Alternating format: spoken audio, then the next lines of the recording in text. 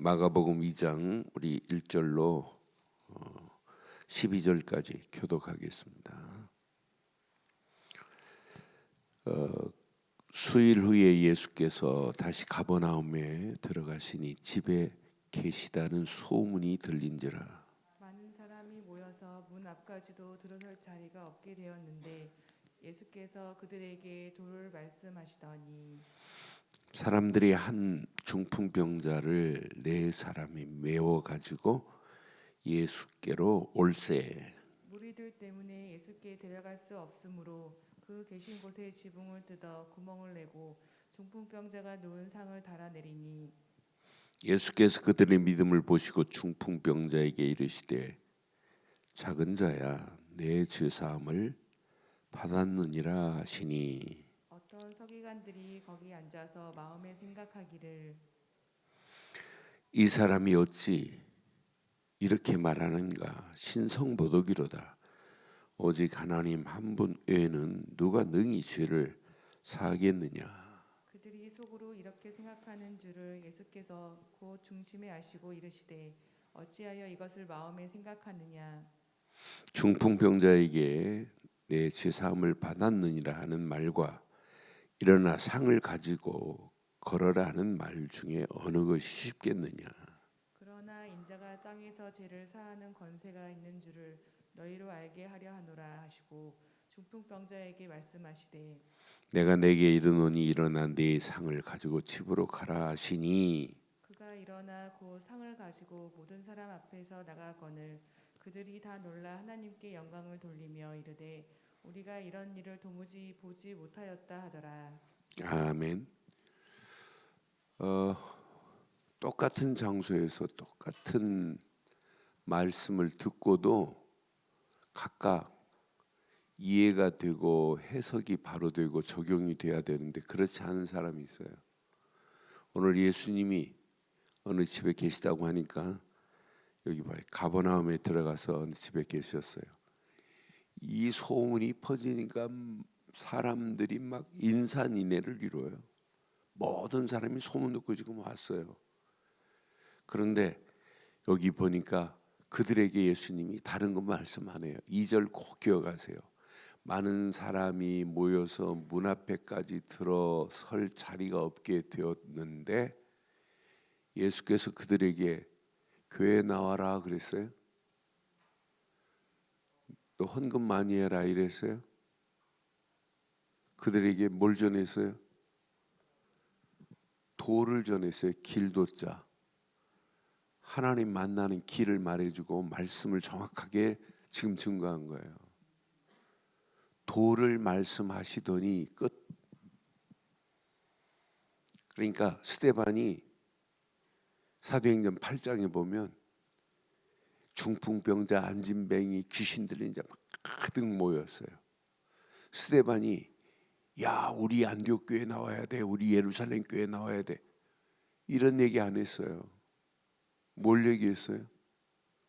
스데반도 그리스도의 도를 증거했다니까요.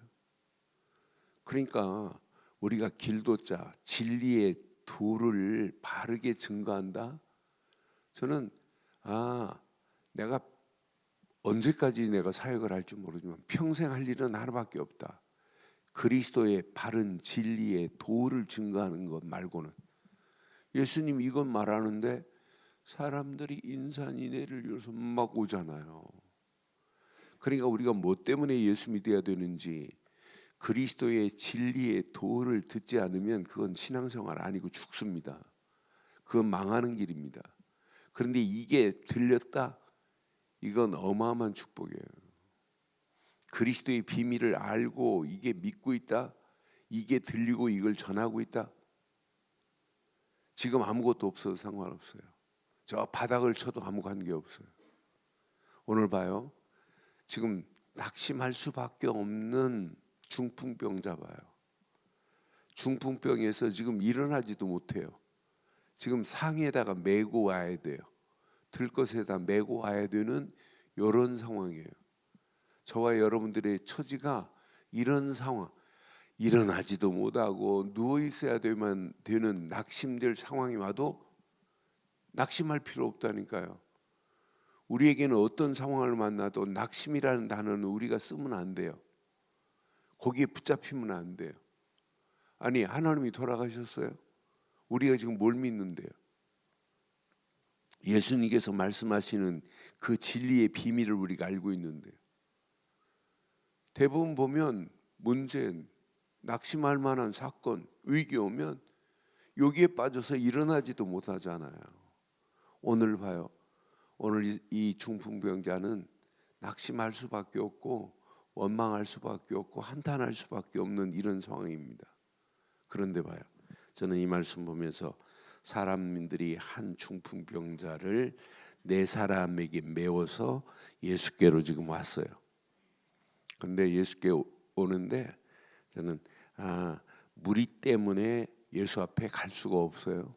무리들 때문에 예수 앞에 도저히 갈 수 없는 상황이에요. 그래서 그 계신 곳에 그 네 명이 지붕을 뚫었어요. 구멍을 냈어요. 중풍병자가 누운 상을 달아서 이렇게 내렸어요. 그러니까 지붕 위에서 네 명이 들 것으로 이렇게 지금 내린 장면을 상상해 보세요. 저는 그래서 교회는 어제 내가 이 말씀 가지고 원팀으로 함께 축복을 받아야 되는구나. 하나 원팀이 돼가지고 원네스가 당회도 원팀, 교회 권사들도 원팀, 안수집사들도 원팀, 모든 교회가 원팀이 돼가지고 원네스가 돼가지고 너 나가 아니라. 그런데 원팀이 안 되잖아요. 원망, 불평, 분쟁, 다툼 안 믿는 거예요. 진짜 내가 예수를 믿고 그리스도만 바라본다면 어떤 문제가 와도 원망할 필요 없어요. 그 문제 속에 항상 숨어 있는 게 있어요. 지금부터 낙심할 거리가 있다. 해결책 알려드릴까요? 진짜 미치겠다. 아침에 눈 뜨면 해가 뜨는 것이 싫다.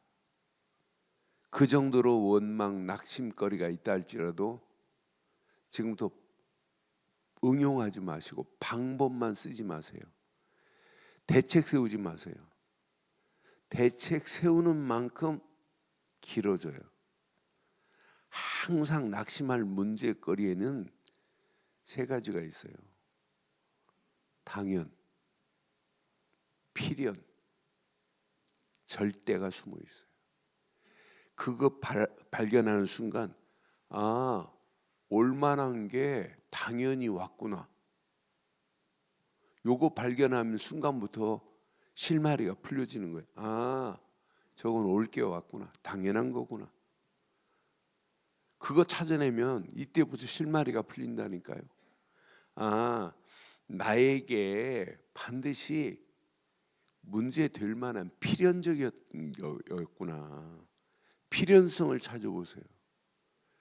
그런데 제일 중요한 것, 저 문제 사건을 통한 하나님의 계획이 뭐냐? 절대 계획을 발견하면 100% 승리합니다. 100% 회복됩니다. 대부분 보면 문제 만나면 원망하고 낙심하고 방법 찾고 그거 문제를 또 응용하고 암만 해도 절대 안 돼요. 그런데 당연한 문제가 올 게 왔구나. 당연하구나. 저건 저렇게 될 수밖에 없구나. 오늘 나는 이 사람이 지금 예수 앞에 탁 내려놓는데 절망할 수밖에 없는 상황이에요. 이 사람은 희망이 안 보입니다. 일어나지도 못할 정도인데 어떻게 예수 앞에 가요? 그런데 봐요. 하나님의 언약 안에서 예수 앞에 들 것으로 착 내려놓는 순간에 예수님이 간단하게 해결해버리잖아요. 내 작은 자야 내 죄사함을 받았느니라. 끝. 해결의 실마리의 매듭은 예수밖에 풀 수 없는 건 맞지요? 그리스도 말고는 풀지 못해요. 내가 지금 실마리를 푸는 것은 또꼬입니다. 그런데 그리스도께서 해결해 버리면은 완전한 은혜, 완전한 축복, 응답이 여기에 다 숨어 있어요. 저는 그래서 내 죄사함을 받았느니라 하는 순간이 끝나요. 그런데 이 예수님이 하시는 이 어마어마한 진리의 도를 증거하고 중풍병자를 치료하는 이 모습을 보고 지금 뭐라고 그래요?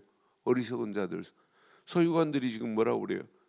6절에 보니까 어떤 서기관들이 앉아가지고 뭐라고 하냐면 여기 보니까 서기관들이 지금 앉아서 마음에 생각하기를 6절에 보니까 뭐라고 하냐면 저건 신성모독이다. 오직 죄를 사하실 수 있는 분은 하나님 외에는 없다.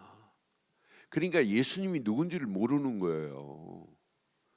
오늘날 어떤 면에 서기관도 아니면서 오늘날 교회가 예수님이 나에게 뭘 했는지를 몰라요. 그분이 누군지를 지금 모르는 거예요. 나는 그래서 진짜 답답하다. 오늘 서기관들이 아니 하나님만이야. 하나님과 예수도 구분 못하는 판인데요. 한번 물어보세요. 옆에 신앙생활 잘하고 교회 잘 다니는 사람, 열심히 다니는 사람 물어보세요. 너 하나님과 예수님과 성령을 설명해 보라고 해보세요. 말도 못한다니까요. 천주교 더더욱 못해요. 나는 그래서 내가 이 언약 안에 이 비밀을 가지고 있다. 이건 진짜 시대적인 축복이구나. 많은 사람들이 예수가 누군지를 지금 모르고 있습니다. 서기관들이 지금 신성모독이래. 여러분 예수를 안 믿고 죄사함을 받을 수 있어요? 세례 요한이 요한복음 1장 어제 1부 2부 설교한 메시지가 요한복음 1장 29절로 34절 메시지 중에 29절에 세례 요한이 성경에 딱 두 곳 나와요. 하나님의 어린 양이라고. 그런데 하나님의 어린 양이라고 하는 이 단어를 가지고 이단들이 지가 하나님의 어린 양으로 재림했다고 하는 옛날 장막성전에 유재열부터 시작해가지고 지금 이만희부터 해가지고 박태선이부터 전부 지들이 누구냐 안산홍까지 지가 어린 양으로 재림했다고 하잖아요. 하나님의 어린 양은 오직 세례 요한이 이거 외치는 거예요. 죄 분명히 보라 세상 죄를 지고 가는 하나님의 어린 양이로다. 세상 죄를 해결할 수 있는 분은 하나님의 어린 양 되시는 예수 그리스도뿐입니다. 다른 분으로 해결할 수 없어요. 하나님이 이분을 그리스도를 독생자 예수를 보내서 해결하시겠다는 거예요. 이분만이 세례 요한이 고백합니다. 은혜 위에 은혜로다. 이분만이 은혜와 진리 되시는 예수 그리스도시다. 이분만이 하나님 품에서 독생하신 분이 우리에게 오셨다. 그러니까 예수님이 세례 요한을 보고 마태복음 11장 잘 보면 11장 11절 보면 저는 예수님이 그 하신 말씀을 보면 지금까지 왔던 구약의 모든 선지자들 보다 비교가 안 돼요. 세례 요한이 외친 메시지를 보면.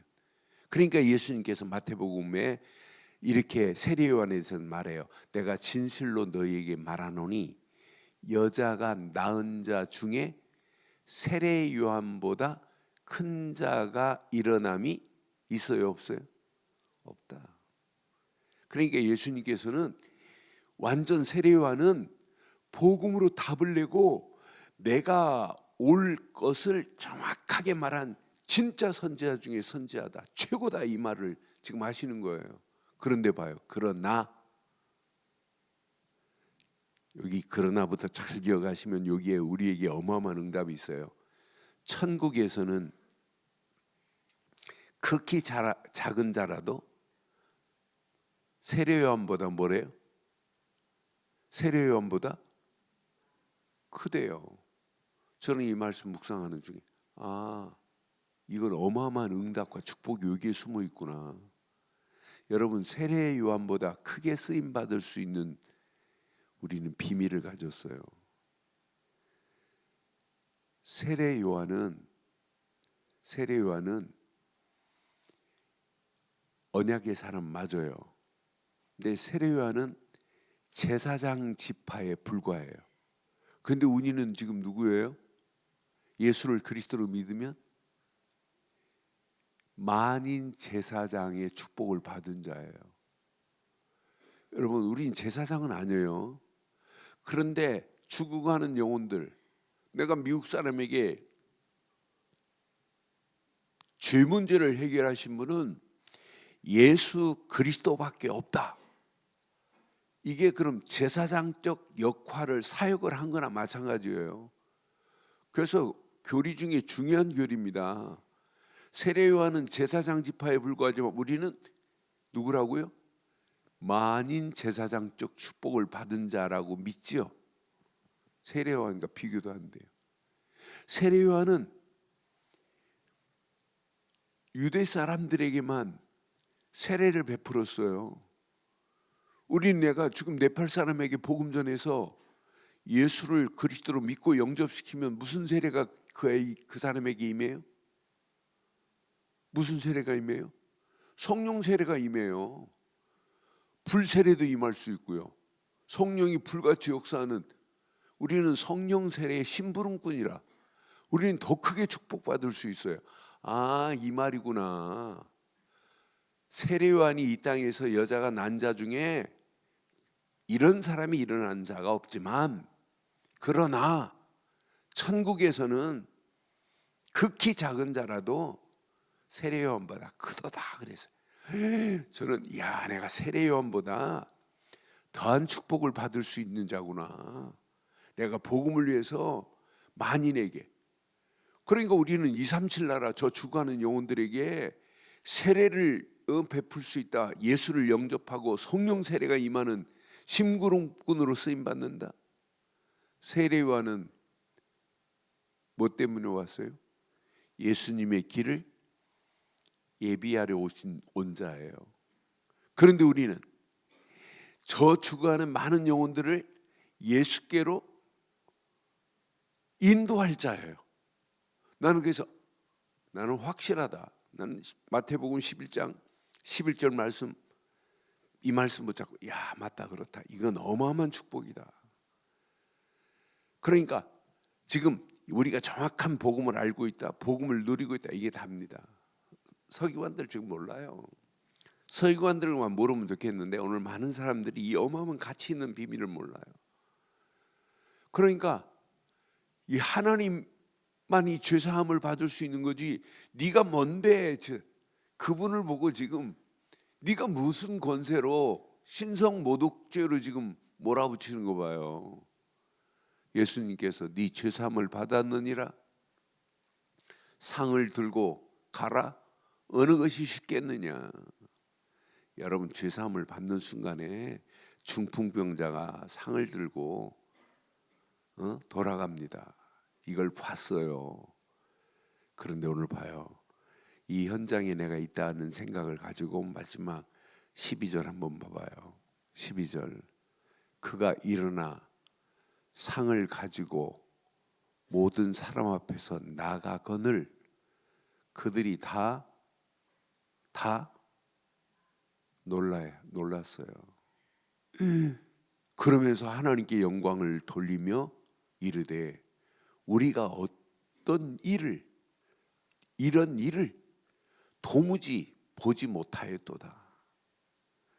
그러니까 여러분, 놀라고 가기만 하면 안 돼요. 하나님께 평생 영광을 돌리며 살다 가는 거예요. 소유리 문답 1문이 뭐예요? 사람의 제일의 목적이 뭐냐? 하나님을 영화롭게 하는 거예요. 영원토록 그분과 함께 즐거워하는 게 제1의 목적입니다. 우리가 뭐 때문에 오늘도 살아야 되느냐, 뭐 때문에 밥 먹어야 되느냐, 뭐 때문에 잠자냐, 뭐 때문에 돈 버냐, 뭐 때문에 공부해야 되느냐, 목적 하나입니다. 오직 하나님의 영광을 위해서. 그래서 바울은 고린도 교회를 편지할 때 살든지 먹든지 마시든지 죽든지 오직 하나님의 영광을 위하여. 그런데 영광을 돌릴 거리가 있어야 되는데 거리를 찾지 못하잖아요. 낙심한 자리, 진짜 저 바닥에 있는 자리라 할지라도 오늘 세 가지 꼭 기억하세요. 당연, 필연, 절대 안에 다 해결됩니다. 그거 못 찾으면 지금 해결돼도 또 무너집니다. 오늘 이 사람이 야, 내가 지금 중풍병 걸린 건 당연한 거구나. 아, 내 이 문제의 필연적인 것은 그리스도 아니면 안 되는구나. 그러면서 절대 하나님의 계획, 하나님께 영광 돌리는 일 말고는 할 일이 없구나. 요거 딱 깨닫는 순간부터 하나님은 응답하시고 축복하시고 역사하시게 돼 있어요. 오늘 상을 내려놓으세요. 예수 앞에 내려놓으세요. 내 문제를 예수 앞에 내려놓으세요. 그리고 찾으세요. 당연, 필연, 절대. 그럼 반드시 하나님이 우리를 회복시키되 하나님께 영광 돌릴 거리를 하나님 우리에게 오늘도 허락하실 줄 확신합니다. 그 안에서 승리하기를 주의 이름으로 축원합니다. 전능하신 하나님 은혜 감사합니다. 이 아침도 주신 귀한 메시지가 내 안에 잘 박힌 목과 같이 박혀서 평생 언약 안에서 당당하게 승리할 수 있도록 우리 가는 발걸음을 축복하시고 인도해 주옵소서. 하나님 우리 앞에 놓여있는 문제 두려워하지 말게 하시고 염려하지 말게 하시고 낙심하지 말게 하시고 그 낙심할 거리 안에서 다시 한번 당연 필연 절대의 비밀을 알게 하셔서 우리가 가지고 있는 것이 하나님께 영광 돌릴 수 있는 응답과 축복으로 변하는 아침이 되게 하옵소서. 이 아침도 주신 말씀 붙잡은 믿음의 권속들에게 최고의 응답의 시간으로 인도하옵소서. 인터넷으로 모바일로 함께하는 모든 현장들 위에도 동일한 하나님의 은혜와 응답으로 역사하실 줄 확신하오며 지금은 우리 주 예수 그리스도의 크신 은혜와 하나님의 무한하신 사랑과 성령님의 내주 인도 역사 충만하신 은혜가 예수 그리스도 안에서 그 이름을 높이고 달려가는 심령 머리머리 위에 가정, 사업, 직장, 자녀들 위해 언약 붙잡은 우리 늘 좋은 게 위에 지금부터 영원토록 함께 있을지어다. 아멘. 이상으로 새벽 기도 마칩니다. 자유롭게 기도하시겠습니다.